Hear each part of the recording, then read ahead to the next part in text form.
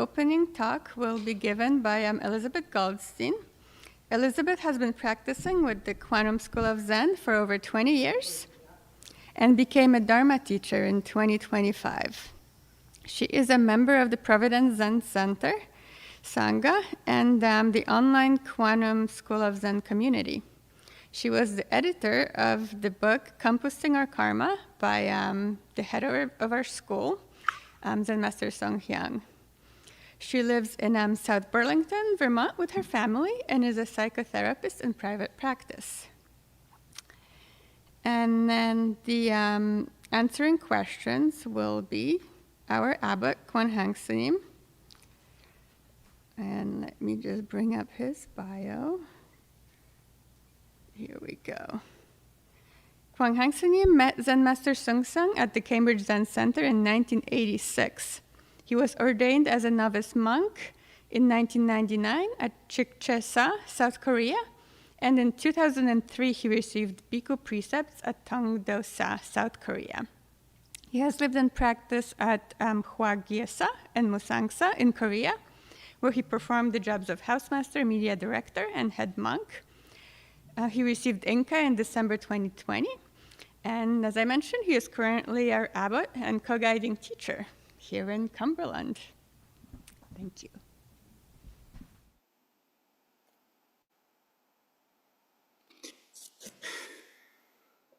Good morning, everyone.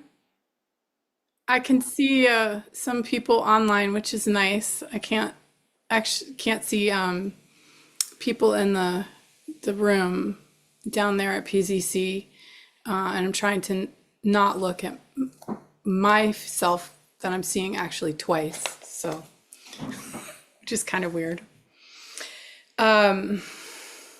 So it's nice to see some faces here. But I do feel you all there in the room down in PZC. I was actually just down there yesterday. I got out of retreat and I spent the better part of 2 weeks down there at Providence Zen Center, and it was so great to see so many of you in person and get to sit in the Dharma room with you. I was asked to talk today about why someone should do retreats. And in particular, I think the question was about the longer retreats, you know, the retreats that are many, many days.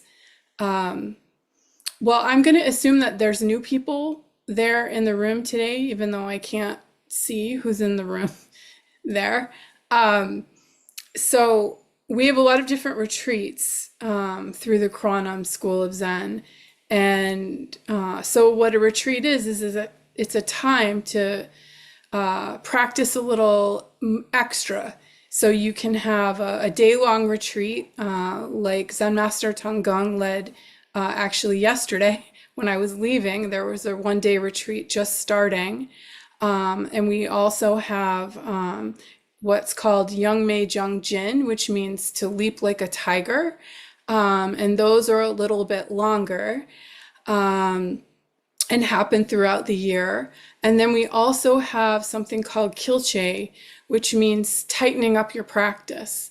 And that retreat happens at Providence Zen Center twice a year, 3 months in the winter, and you can do that in week-long segments, or you can do the whole 3 months. And then in the summer, it's happening right now. It's up at the monastery on the other side of the pond. And that happens for a month, and you can do it in 3-day increments, going in on Wednesdays or Saturdays.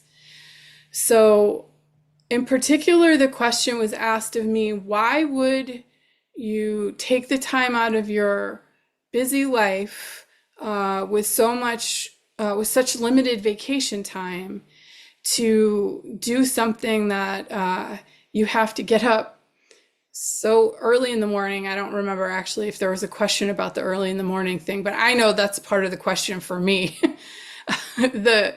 Kilche starts at 4:30 in the morning, and the Young Mei Jung Jin, it's a luxurious, I think it's a 5 o'clock wake up bell. So either way, it's pretty early. So that's already a challenge. People need rest and they need rejuvenation and they need their vacation time. It was also asked of me, especially if you have a more sedentary job, how could you possibly imagine taking time off to just sit more? So I thought I'd start with some of those concerns. There's also it's not, there's a cost to going on retreat. It takes a lot of support to set up a retreat. So there is a cost, although I think in our school, the cost is very reasonable compared to other places you might go on retreats. And there are, I believe, scholarships available. And I know that the school doesn't want the cost to be a barrier for people who really are interested. So hopefully that doesn't feel like a huge barrier for people. I totally understand the taking the time off part. We don't get enough vacation time in this country, and retreat is not a vacation, even though oftentimes I feel more rejuvenated after a retreat than I do beforehand. So that question of, well, how do you do that? I mean, I think I should say a little bit about my history with retreats here. I mentioned that some of you know my history already, that I started sitting with a group in Maine in 1999, and I went to weekly Zen sitting, weekly meditation practice with chanting, and I did a one-day retreat a couple of times, and I did one overnight retreat in Maine, and then I think I told the story recently that I was tricked into going to Kilche by someone who told me it would be fun. And that was before I saw the schedule. This was before anything was online. And so I can't believe I'm saying this, but back in my day, we had it a lot harder. So today you have a lot more information to prepare yourself for what you're getting in for. And you have so many people you can ask questions of, and so many resources to prepare yourself and understand what you're getting in for. As opposed to me, where, I looked at this printed out schedule as I was gassing up on the way down there and saw 4:30 in the morning, and I went anyway, for better or worse. I don't know if it was a good thing or a bad thing. That was what Zen Master Seung Sahn said to me. Well, you came back. And it's true, I came back. I mentioned that I actually left that retreat early, and it was really humiliating for me to leave early. And I accidentally went to the intensive week of the retreat. So why did I come back? I think that's a really important thing. After 4 years of graduate school, where I sat with that group in Maine, I moved to Vermont, and I haven't had a weekly group to sit with since then. So most of my experience with formal setting has been on retreats, coming down to Providence Zen Center and doing Kilche for a week at a time, and then I did 2 weeks a couple of times, and then I did 1 month right before Kilche. I mean, right before COVID. So I feel very grateful that I did all of that, but I did keep coming back. It took me a while after that first retreat to get back down there, but there is something really magical that happens. To quote Kwan Haeng Sunim, who actually sent me the Dharma talk he gave up at Kilche last Sunday, I think it was, where he talked about the benefits of doing long retreats.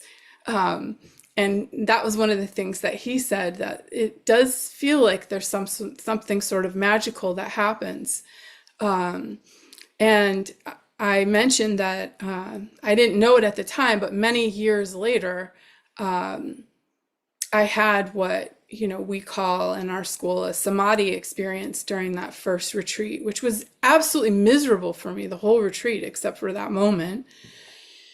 And so why did I come back?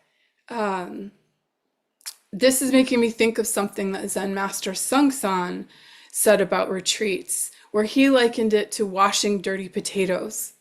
So he loved to see what would happen when a bunch of people, the dirty potatoes, got thrown into a retreat and rinsed and rinsed and rinsed and rinsed and rinsed through the forms of the retreat, which are all the same forms that you're familiar with, just more of them. And then seeing people come out on the other side of that, all shiny and clean. And so to me, that's one of the most important experiences that I've had about going on retreats, to notice the difference in my quality of mind, at the beginning of a retreat. And then as I, sit through the physical discomforts of my body becoming accustomed to that physical schedule again, so much sitting and bowing, and as I become accustomed to that, and then I come out on the other end of that, seeing the difference in my quality of mind from the beginning to the end of the retreat. And also over time, noticing how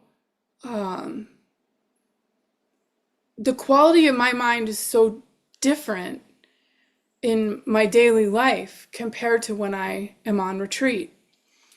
So that was just a big, what is this for me? Like, why is this?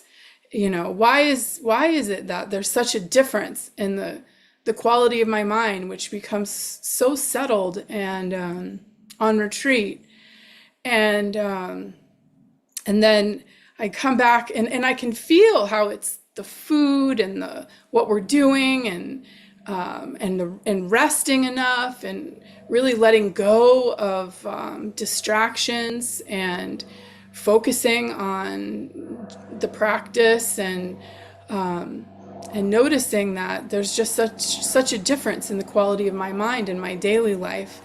And even though I know that those things help, I haven't always done them in my daily life.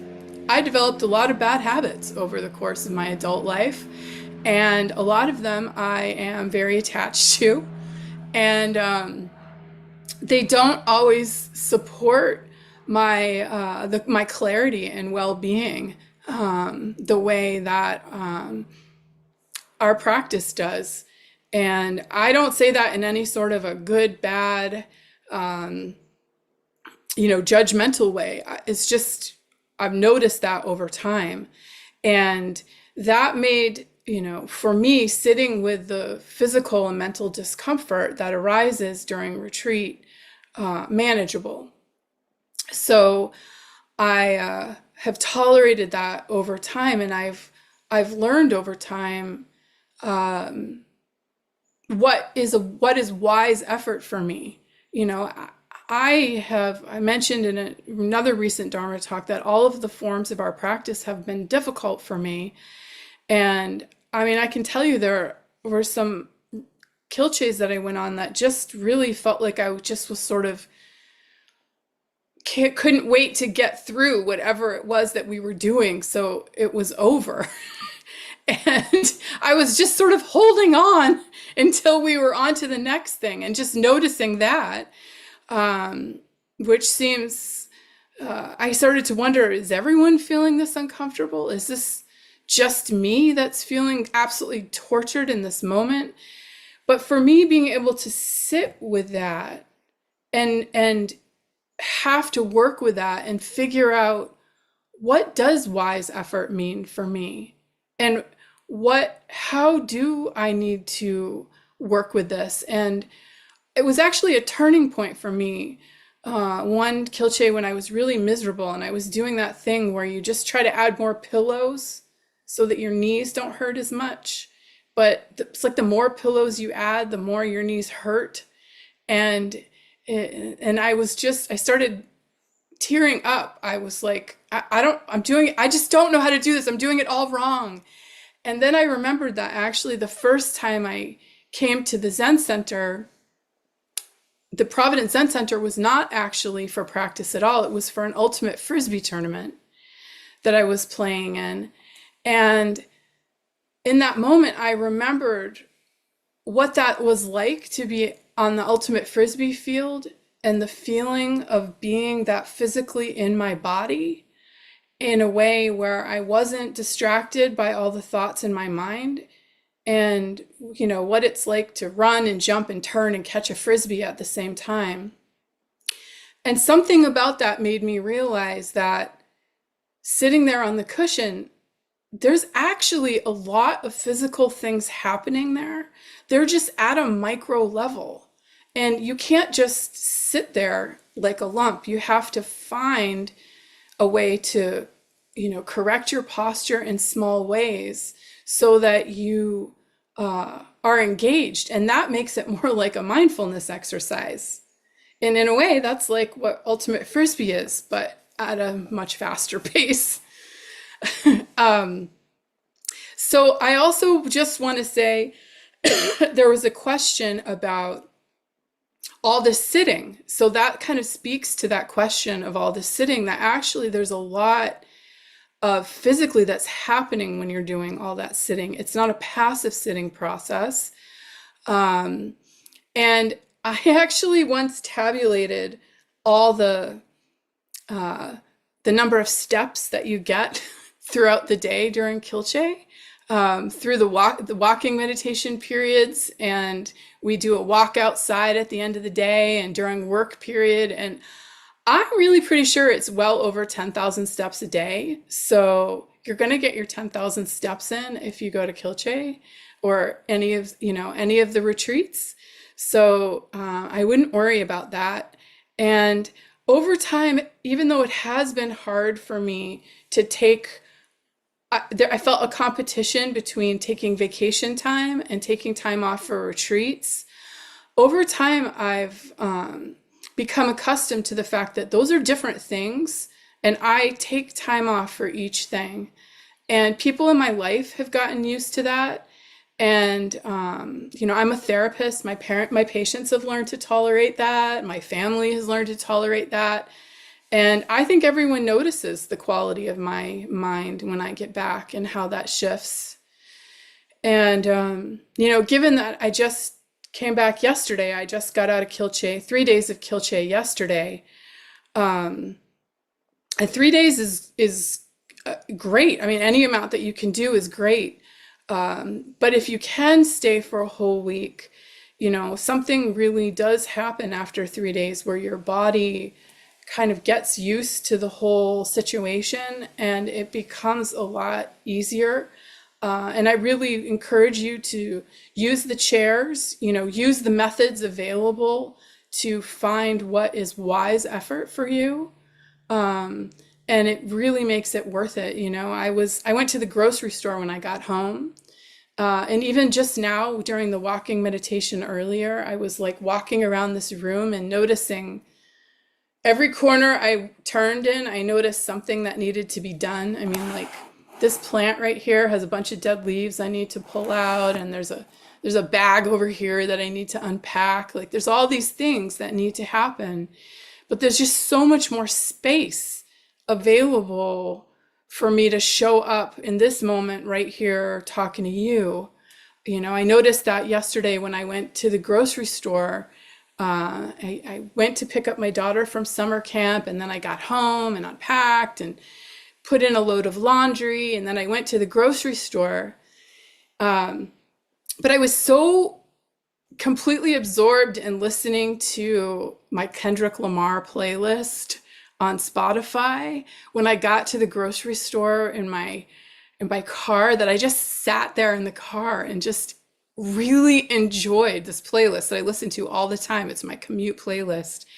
and sat there and listened to it before I went into the grocery store, and didn't even realize that I was doing that, and that's different. I wouldn't normally do that.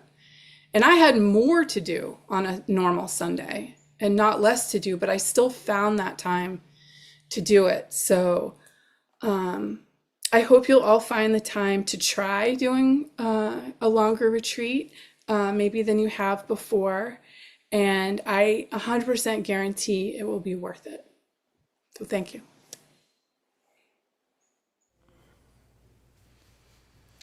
Thank you for that talk, Elizabeth. I found it was very interesting. And yeah, I went through my stuff also when starting to practice and kind of thing. Some of it is kind of a little bit different than that. I mean, I used to do martial arts, so I took Taekwondo.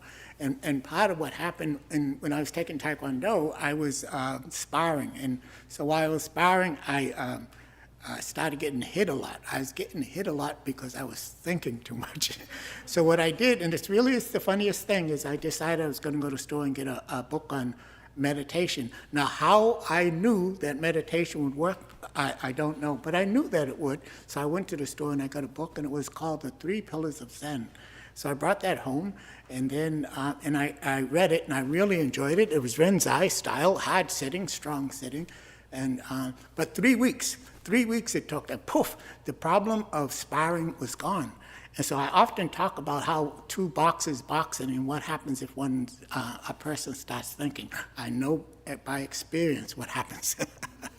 So, but the interesting thing is that, so that took 3 weeks, and yet I kept on sitting, and I was sitting Rinzai style, very painful sitting Rinzai style. And I enjoyed when I was reading the book about Kensho and Satori and so forth and so on. And I was so much into this painful style of sitting that when I came into this school, it took a long, long time for me to let that go and just sit without pain and not always try to be in pain. There's one time when I was sitting, in fact, all of a sudden, and it happens just out of nowhere, all of a sudden the pain kind of goes away. And so I'm sitting there saying, well, something's wrong. So what I did is I went out behind that garage and I got a piece of wood and cut it, and brought it back in and put it in and sat down. Yeah, the pain is there again. and then what happened is somebody saw what I was doing. They went and told Zen Master Seung Sahn. And Zen Master Seung said, "You tell him to take that wood out of the Dharma room." I wasn't real happy about that. And so so I did that. But I don't want to hit the painful sitting, because people do it and they do it for a reason. It's been going for thousands of years. It's a practice and it works. Okay, it definitely works. So I'm not knocking that. But while I was doing this, like I said, 3 weeks, and a problem of sparring was gone. And then what happened is that I continued to sit. And I would sit on the weekends quite strong and quite painfully. But as I was doing that, I would consciously say to myself and chuckle, I don't really know why you're doing this. And this is a funny thing, because I keep going and keep doing this each Saturday, that I would continue to do the extra sitting. I was working during the week. And I did that for quite a while. And so I do somehow the painful sitting and practice, and I'm not sure what that's all about. All I can do is tell my story how it went. She told her story how it went, and there's a difference there. You can see that the difference was with me. I would look forward to my Saturday sits. As painful as it was, I would still look forward to sitting now. And my thought was, how could I make it last longer? And but no, I won't say that I enjoyed the pain, but I found that it would bring me my mind. It would bring me back to this moment. So one of the things that I had issues with my mind is it would just go off. That would just go on. I'd be the kind, if something bothered me, I'd be up all night thinking about that knucklehead at work. And why, and I couldn't, there was nothing I could do about that. And so, and that is probably the least of the problems that was appearing for me. But yeah, so that is kind of how that experience went. And then finally, at one time, it's like it happened with Elizabeth. I had a moment of insight. And it's a very interesting thing, is because I was sitting, and I was sitting in what was very kind of interesting way of doing it. I would sit for 5 minutes, and then 10 minutes, and then 15 minutes. And to this day, that doesn't make sense, because I was making it painful, more painful, and then very painful. So it's kind of interesting. So, but anyways, I sat at that one particular time, and then it was really painful. But I knew that I must have been close to the end, so I was just going to wait and finish that off. And when that happened, boom! Something just happened in my mind where I just got this insight that I had a lot of karma, a lot of stuff that I had to take care of in my life. And stuff that I knew about anyways, that I needed to take care of in my life. And but what was really interesting about that point was that I could do it. It was possible for me to do it. But it was like a mountain, a serious mountain. All I had was this little shovel. And so it was interesting to have that insight. But you might think that I got happy about it, but actually I didn't. And I stopped sitting after that. And I mean, that was a lot of karma. And I said, I'm not doing this. and so I just left. I started hanging out with my friends and watching movies and doing stuff like that. But what happened about 4 weeks, 4 weeks later, I found myself sitting again. And so that's how it's been. There's been a draw to sitting that I have, that is practicing. For me, it's sitting. I really do sit. There's been a draw that I have not been able to really understand, but it's always been there, and I've always done it and followed it. And yeah, so that's an interesting thing. The other point is Elizabeth hasn't gotten over the point where the misery has ended. It seems like she's still right there with it. But I can tell you there is a point where it gets better. It gets better. So, and yeah, so I got to the point now that when I'm sitting, if I'm sitting a certain amount of time, something just kicks in, and it gets better. And what is it that kicks in? Some reason my thinking just drops off. And it doesn't say that I'm sitting there not thinking, yeah. That does happen sometimes, but what happens even when something goes wrong and I'm thinking about something, but for one moment, something stops and the thinking just rests for a minute. And in that time is when you digest, because digest the experience, something happens where some results happen. So that's as close as I could point to that. But for sure, the ease of sitting, the love of sitting, I have, and it's for a reason that the pain. I don't sit painfully anymore. In fact, when my legs begin to hurt to a certain extent, I stand. So I just lost that. And so what that's saying is that the sitting painfully is just a technique. You don't have to do it, okay? And also now that I'm not sitting in pain, is that I could go back to sitting in pain, and then it's just a technique, okay, that some of us use and some of us don't. And it has it's like that. So one thing that I've done, first, does anybody have any questions? I'm going to kind of move on a little bit. All right. So then, one of the things that I've said here a number of times is that I've talked about anger and stuff like that, and I've said that anger has no self-nature. And so people haven't been really, I don't know if people understand that point, but they have the Diamond Sutra, and the Diamond Sutra is all about attaining this emptiness, this nirvana, this absolute. Okay, this absolute. So what I'm talking about, you actually have to practice in order to do it. So that's what the difference between attaining it and understanding is. Because a lot of people read the Diamond Sutra and they understand about this emptiness, but they haven't attained it because they haven't experienced it.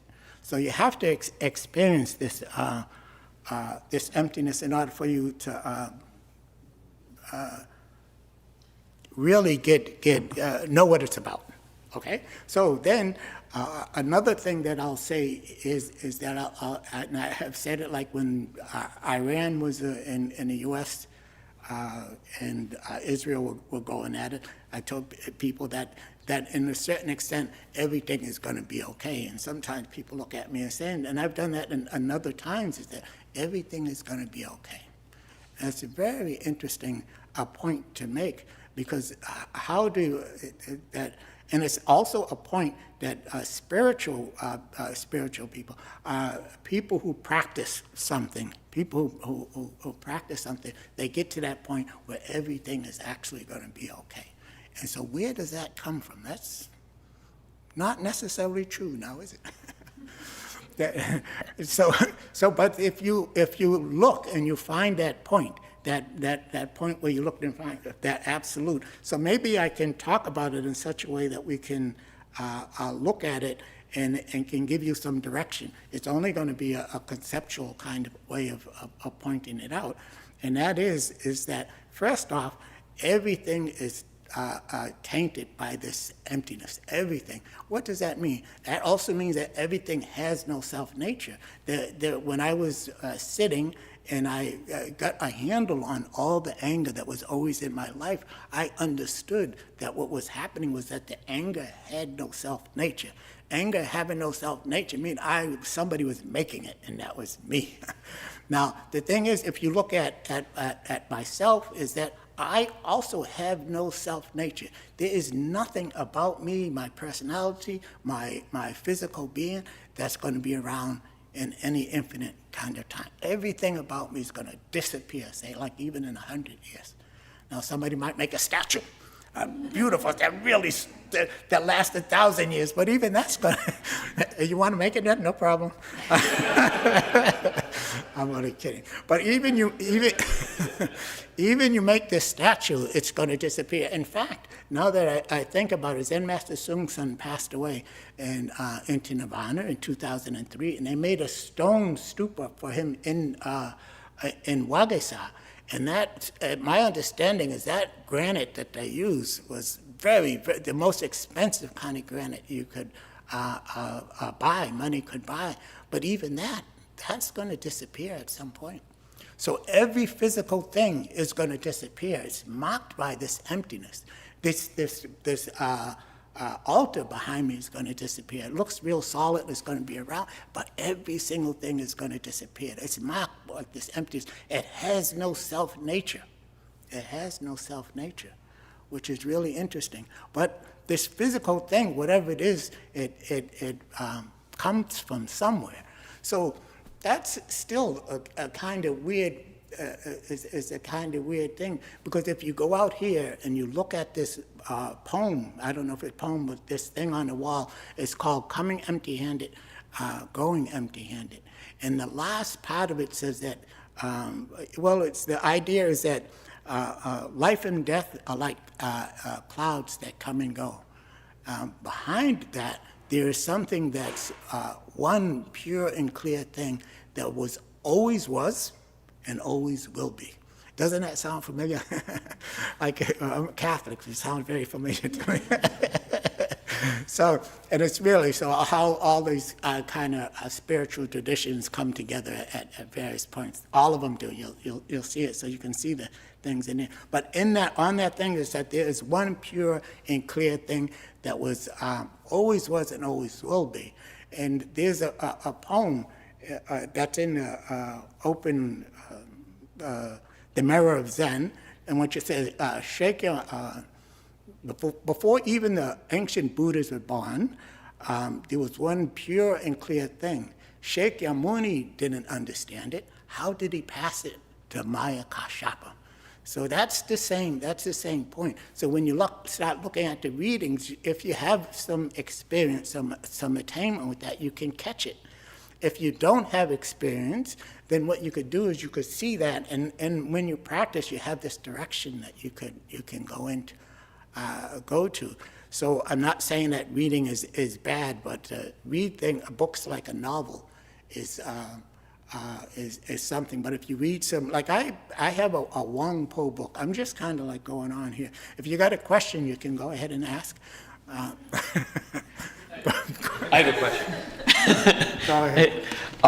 So relating to kind of what you were talking about with the thoughts and us having no self-nature, I notice sometimes when I sit, even if it's 5 minutes or whatever, like sometimes my mind thinks of things that, like, it's kind of hard to explain, but like there's no actual connection to what I'm like.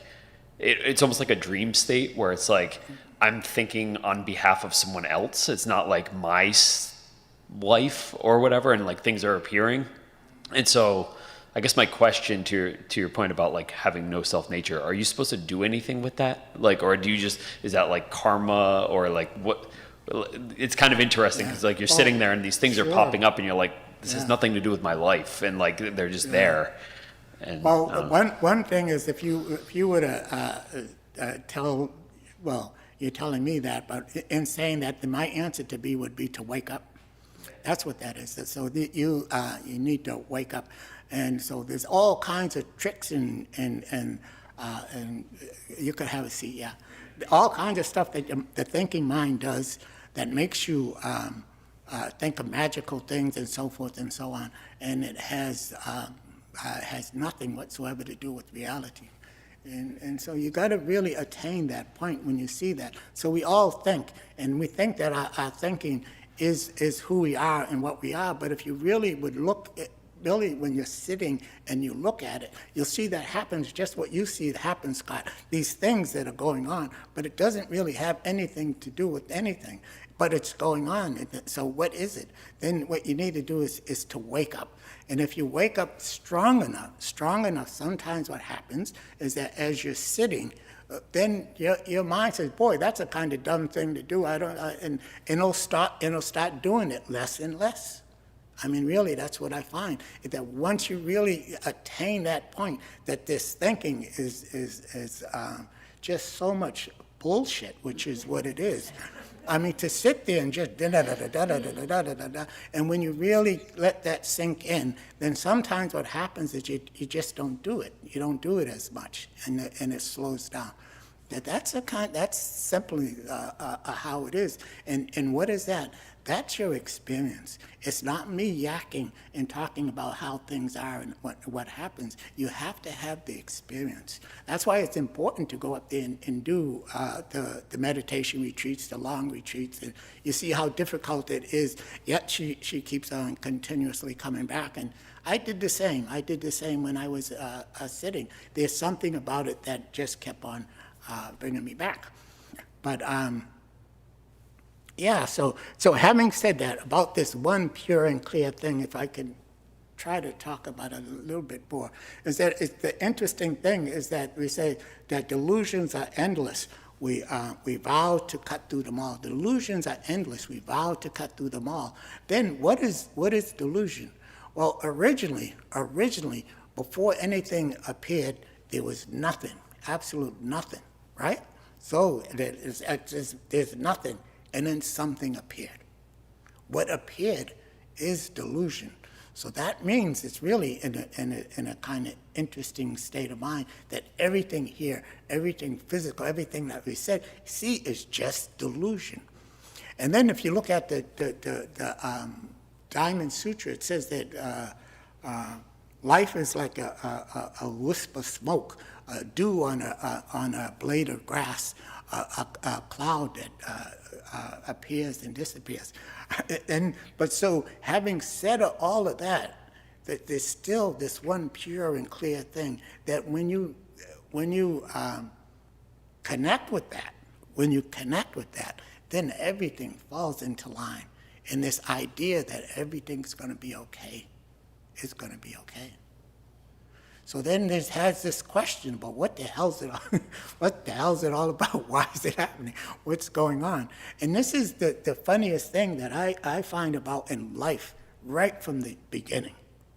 You have the phenomenal and you have the absolute. And so if you look in science, science would say, oh, we can find the final physical thing. And we're going to find it, and then it's going to put it right there on this altar, and that's going to be the last.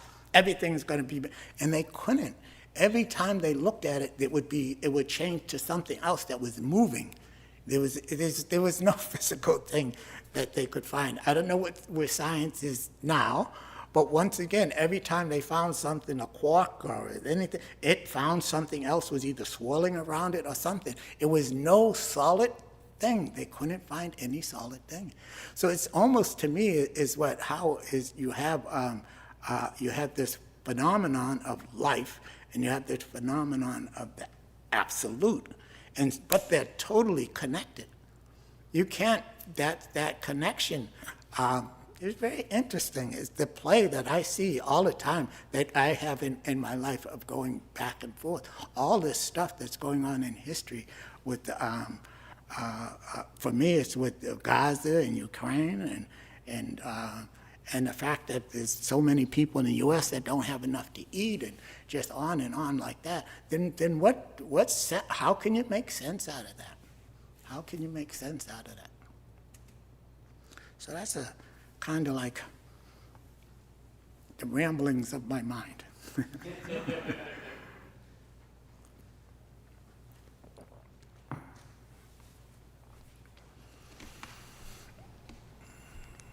Okay, so if there's this absolute and there's us, like, why are we even here? Why should we do anything?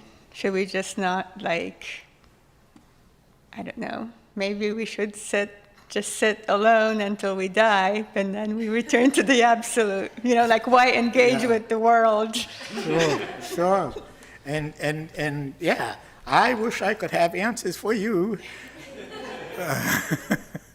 But this, and so they did ask the Buddha the same question. They said, he told us all this stuff about, the Eightfold Path and the Four Noble Truths, the Eightfold Path, and you do this and do that, and yada, yada, yada, and this and that, and then you got your Zen, and you have your Mahayana, yada, yada, yada, and then somebody said, why? Why all of this? Why? What's the? He says the question of why is. He doesn't answer that question of why. He said that question you can go on and on and on and on. He said it was like ants going around the top of a cup. They never reach the end. They just go around and around and around. So the end. But he said to the group of people, because they asked him about what it is. He says, "What I know and what I teach you is like the leaves that I have in my hand. But then what I've attained or understand is like all the leaves in the forest." Now. And that's how the quote is of the Buddha said. But I mean, all of this is kind of interesting, because you got to understand that the writings of the Buddha didn't happen until 500 years after he passed away. And I mean, I always chuckle about the idea that it was written by men. The things that was written down was written by men. And have you ever been in like, we could do it now, like that person all the way over there, that's Letitia. Letitia could tell a story, all right, that lasts about 2 minutes, and then pass it on to each person, and then when it gets to me, it's going to be a different story. So to me, all of this stuff written in books and things like that, I mean, you can take it for what it's worth, but Zen is about your experience. You sit down, you look inside, and then one of the things is that to answer your question that I'm thinking about it, is that when you look inside, you see this emptiness, and this idea of I doesn't actually exist outside of your thinking, but there is this beautiful part to it. What is that beautiful part? And that beautiful part is that we're all connected. And that is another thing that you see when you're sitting, is that connection you feel. So then, does it make sense? No, it doesn't make sense to sit down, because then it's actually, this isn't our world to do what we want with it. This is our world to take care of it. We take care of the animals, the other people, our family, the friends, the sky, the environment. The idea that we are more like caretakers because we have a brain. The animals and stuff don't. And so then what do we do with that brain? If there's no I and we're all connected, what do we do with that brain? I don't think it's see how much money we can make and how many friends on Facebook. I don't think that's it. Yeah, so what it is, it's really, then you look inside and you can find that connection, but it really is all about connecting inside and looking inside. And I'm not saying you can't get that through reading profound things, but when you read profound readings, what it does is it stops your mind. Okay, it doesn't continuously think, it stops your mind into this not knowing place. And so that's how that is. Anyways, thank you. You're welcome.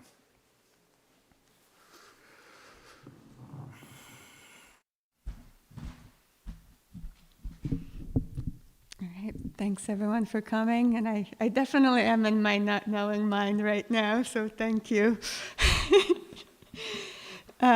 Speaking of Facebook, you may have noticed that our Facebook page has not had any posts on it for a while, and this is because we lost access to it. So we officially gave up on trying to recover it, but we do have a new Facebook page. So if you have a Facebook account, please go and follow our new page, because we're basically starting from scratch, unfortunately. But we will be sharing all the events and all the information going forward through that. Speaking of Kilche, summer Kilche is still happening up at the monastery. You can still register for the last 2 weeks with Zen Master De Kwang or with Zen Master Seung Sahn, Bobby Rhodes, the head of our school. This afternoon we will have art club. So if you are a sculptor, you can try sculpting Kwan Haeng Sunim statue that will last 1,000 years. That will start at 12. We'll have pizza, and then we'll do art. Sunday, July 20th, which is, I think, is that next Sunday? Sunim? Yeah. Next Sunday, after the Dharma talk, we will again have pizza, and then we'll have 1 hour of keto chanting with Gary. So if you haven't done chanting, but can come on Wednesdays when we usually do chanting, that will be a nice way to try and figure out what that's all about and whether it works for you. As far as retreats, we have two 2-day retreats, one in August and one in September, and those you can sit one or both days. If you sit both days, you get to stay overnight, and those retreats also you get a little bit more since they're longer, so we do the formal meals, and we do pausa in the morning, and more chanting than the one-day retreats. Last but not least, if you've been coming for a while, consider becoming a member. As a member, you get, this is a new benefit, 10% off in the gift shop, which will be open after the Dharma program. You get 20% off retreats, including the long retreats, Kilche. And you can also, if you're a member of the PZC Sangha, you can come here and do a free guest stay every month. So you can stay overnight, join practice, walk around the property, and kind of, it's a more relaxed way to retreat. All right, so thank you for coming, and thanks for everyone who's joining on Zoom as well. I did, but I will repeat it. Store will be open with Carol. You can get some books if you do want to read and be even more confused. Thank you very much.